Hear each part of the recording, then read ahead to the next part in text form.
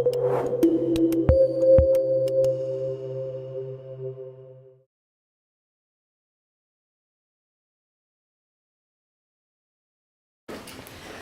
let me introduce to you, we have Suzuki. He's in Alfresco already for more than 5 years, I think. A great engineer with a 15-year experience in engineering.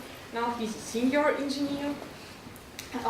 He worked for more than 3 years in Alfresco benchmarking team. And now he's ready to introduce to you Alfresco reporting and analytics. What's new now in 2018. Thank you. Can everyone hear me all right? Okay. 1, 2. Hello? Maybe that one.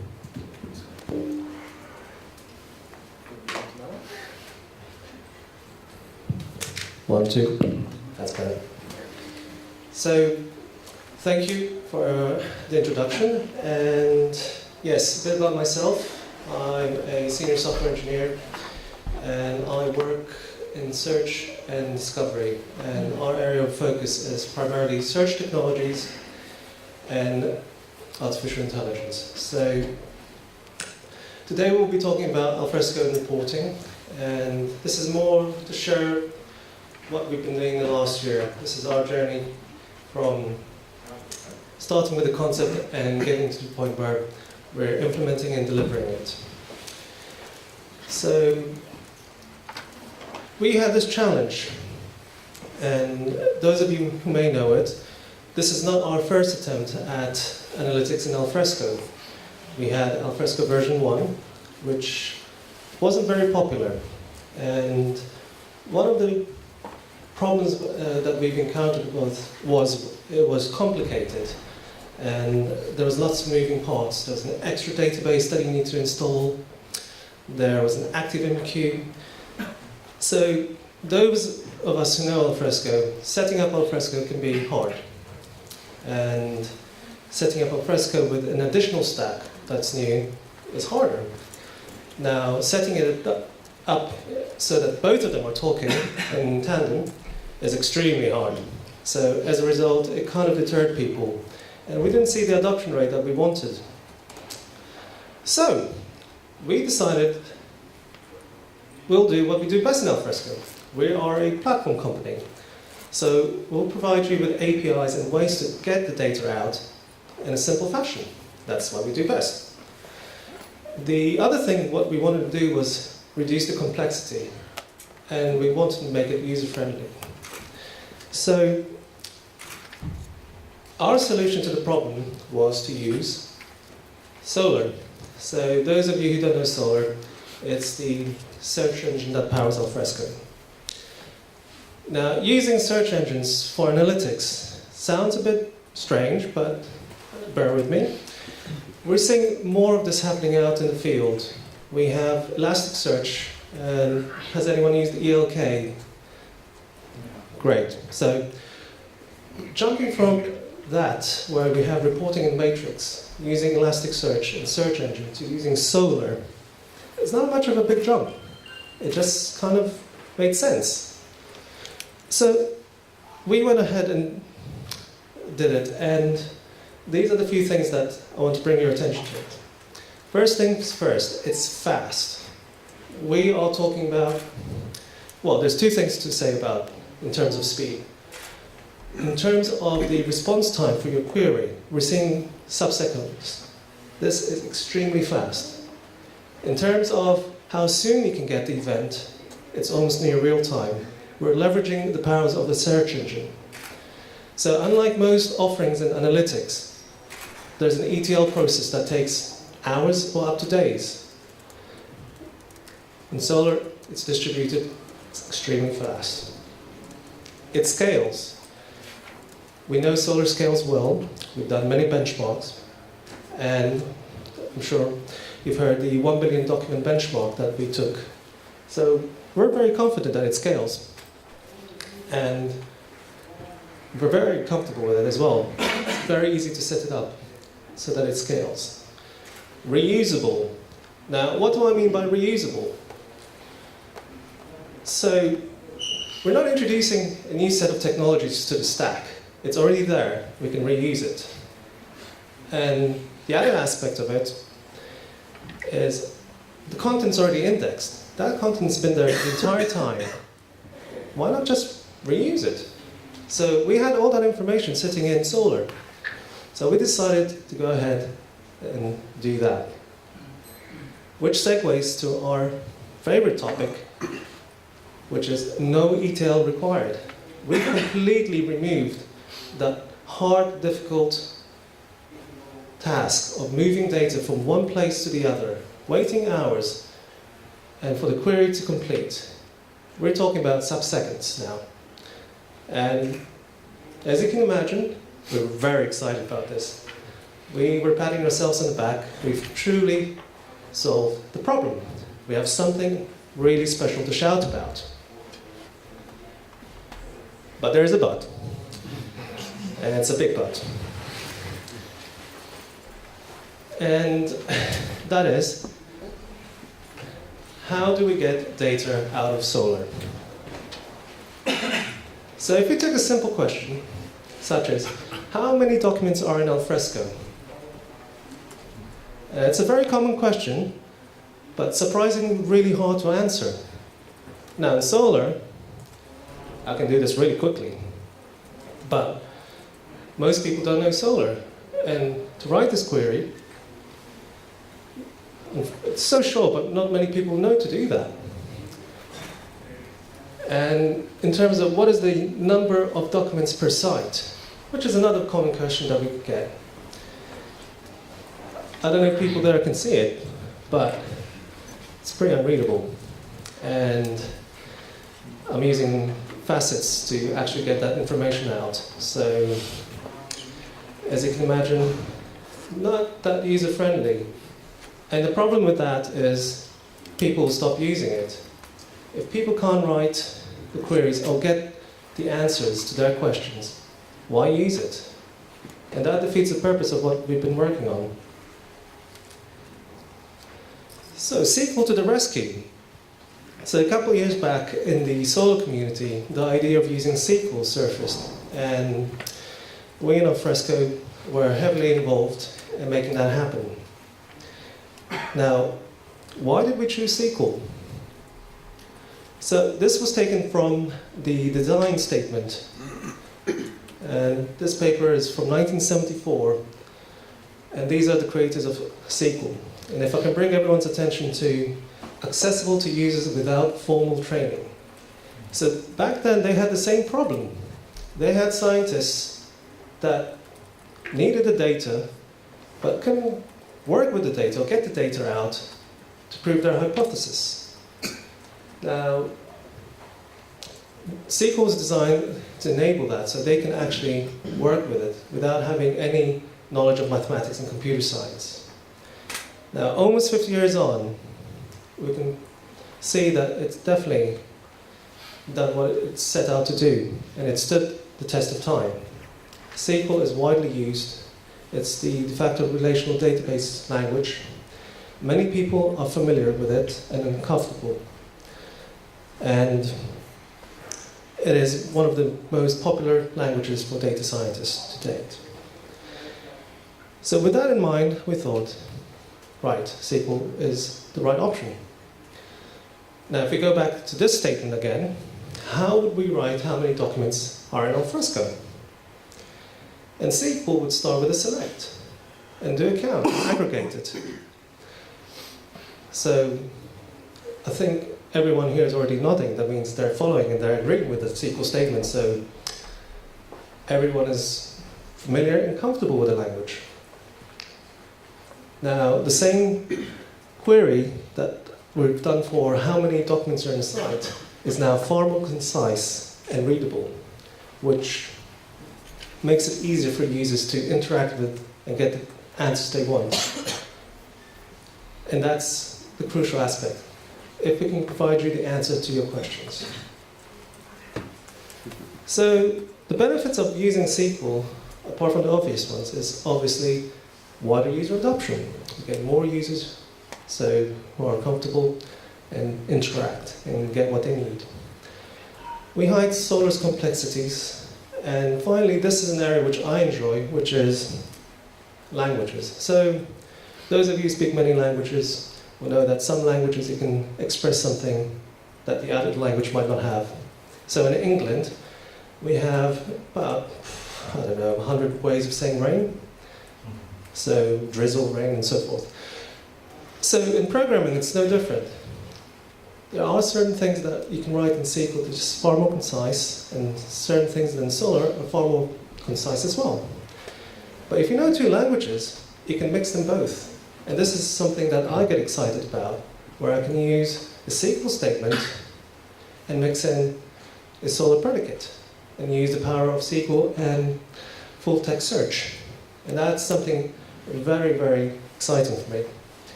And the final point is the JDBC, and this is something we're going to demonstrate later. We're allowing people to use the tool of their choice to get their data out. We're just providing an easier way for you to get that data out.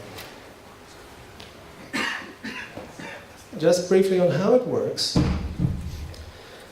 So, what you have is a collection, and we treat the collection as a table. The collection is an index. So we type in the SQL statement, that gets translated into a search expression, gets the query, brings the results back, and that's how it's done. Very simple. And to make that happen, we had to do a bit of work. So that's the topology of our search services. And the section in blue, which I don't know where it is, as I'm color deficient, is the area that we worked on. And that enables it to work with what we have. So I know that Solar provides SQL, but Solar comes in two modes, which is the cloud and the standalone. We in Alfresco use Solar standalone. So in order to make it work, we had to port that so it can work on the standalone, which was a very big effort. And only one other company has done that. So I think it might have been Cloudera, but now, as a result, we have something very special and unique. To make it even more special and specific to Alfresco, our offering provides ACL awareness. So it knows all about ACL. So we've pretty much done something that is specific for Alfresco, that scales, it's fast, it's performant, and easy to use. And we're really excited about it.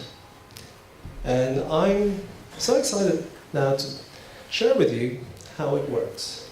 So for today's demo, we're going to illustrate how JDBC works. We can connect it with more than one tool, which is a DB Visualiser. And then we're going to use Apache Zeppelin, which is a notebook project. And just a word of warning, to date I have done this demo many times. Not once has gone well. So I'd like to invite everyone to my MTV acoustic setup. And yeah, let's see. Wish me luck.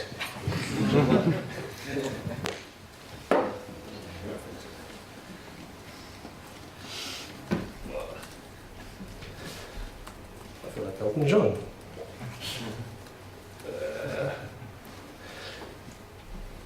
Right. There we go. So when I was practicing, I didn't realize that there would be a microphone blocking my screen, so I can't really see what I'm typing. But could we do with a bit of help? I've lost the screen.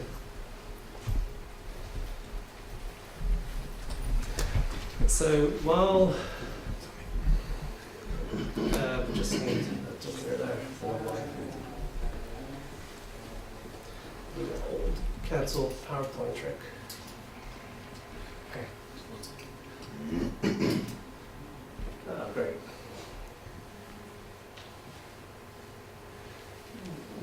So we'll start with the DB Visualiser while my roadie sets up the gear. Yeah, perfect. Thank you.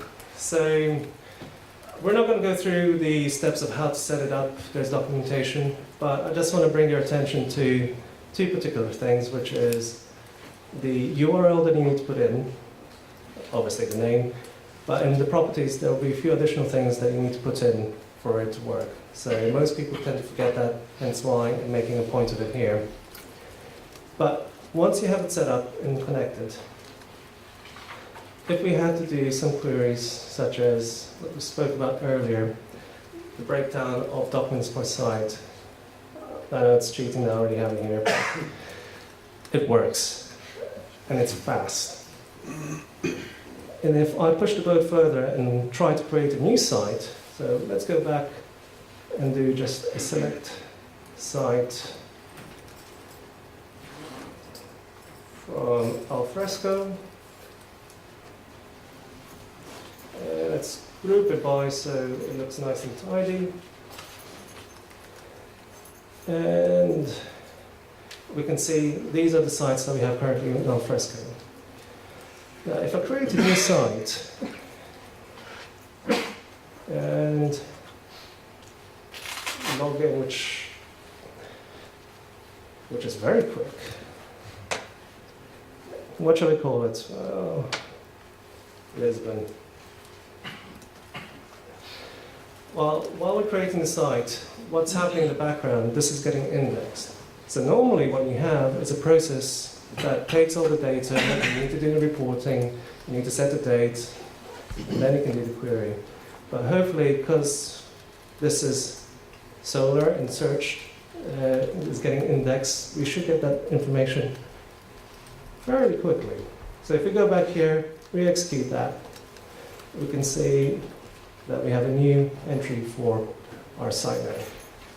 So I know this is only a small set of sample, but we have done this with data with sites that have information. So we've done this for a client, a customer that had 25 million documents, and the response time was pretty much the same. So we're talking about something that's quite speedy, fast, and near real time. So if we go into something more interesting, such as reporting and visualizing it, we kind of bundle now something called Apache Zeppelin. So it's an open source Apache project, Apache 2, and it's a notebook that allows you to play around with the information or create reports and create documents.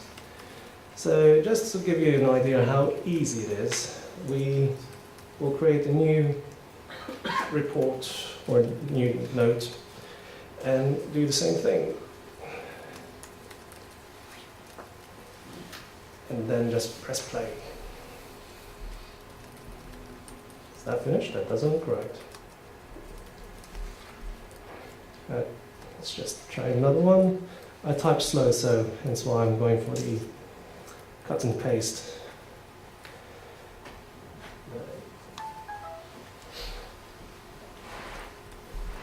So, in a true tradition of my demos, I can only say that this really works, but for some reason the sacrifice I've made to the demo gods wasn't received.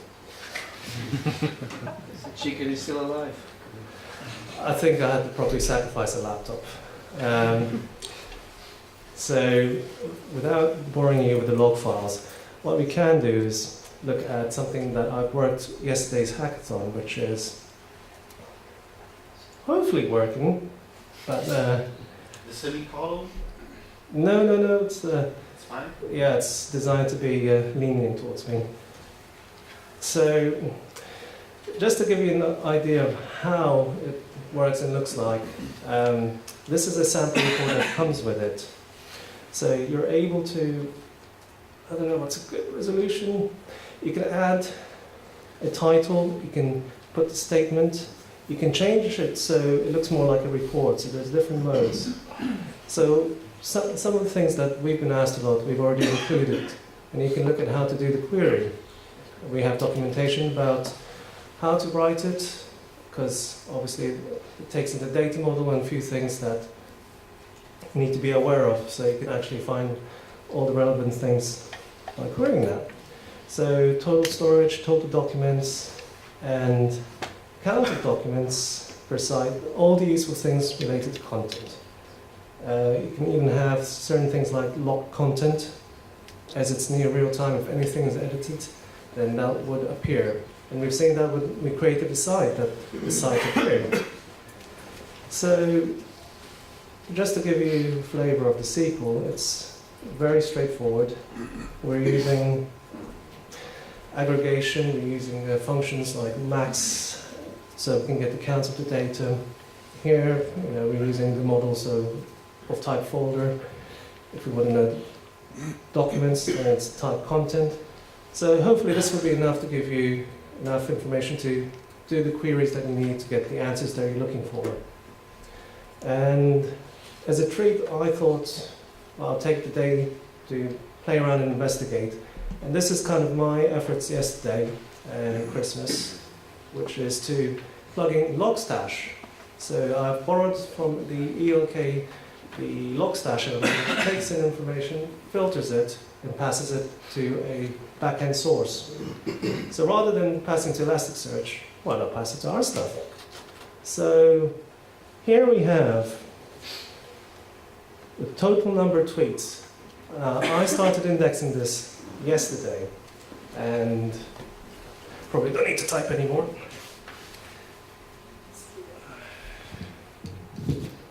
Hello. So I started this yesterday, and we're indexing since 7 o'clock in the evening, and we have since 383 tweets. And the reason why I didn't press refresh, because I don't want to lose it in case something's gone wrong again. But after I kind of break it down, we can try and see what's the current number of tweets.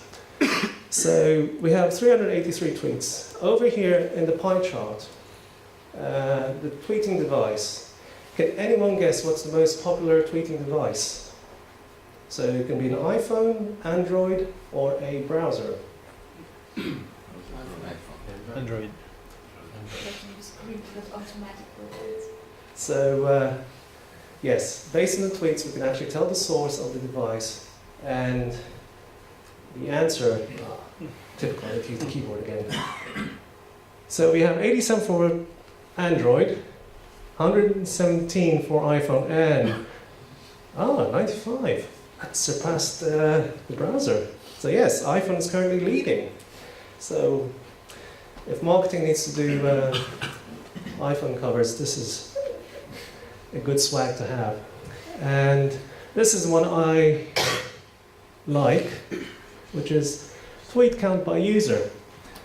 So Francesca's not doing very well here. And the winner is... And the winner is, drum roll, wait. We need to refresh it. This is not current, this is from... Sorry. But we'll find out who had the most retweet. So Thomas only had 2 tweets this morning. But somebody showed up, like, before his talk. I wonder why. But yes, so some little fun facts, and it just shows you how easy we can plug in different things and start collecting information. Whether it's logs, Alfresco logs, content, there'll be many more new things to come, but we can now gather information and present it. Now everyone's waiting for the refresh. So we're going to execute all the queries in the paragraph and hopefully see if something's happening. Yes, so there's been no other retweets and tweets, so we have 383 tweets. And iPhone is still the winner. So with that, I shall conclude. If I can get back to the PowerPoint. If not, the last slide pretty much says, thank you.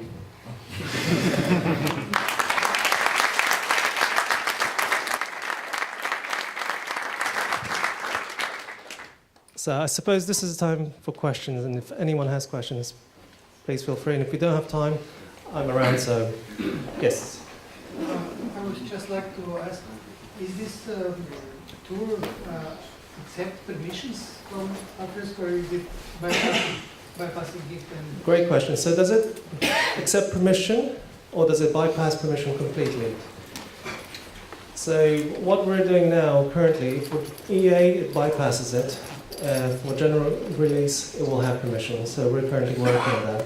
So it'll be permission aware. Any other questions?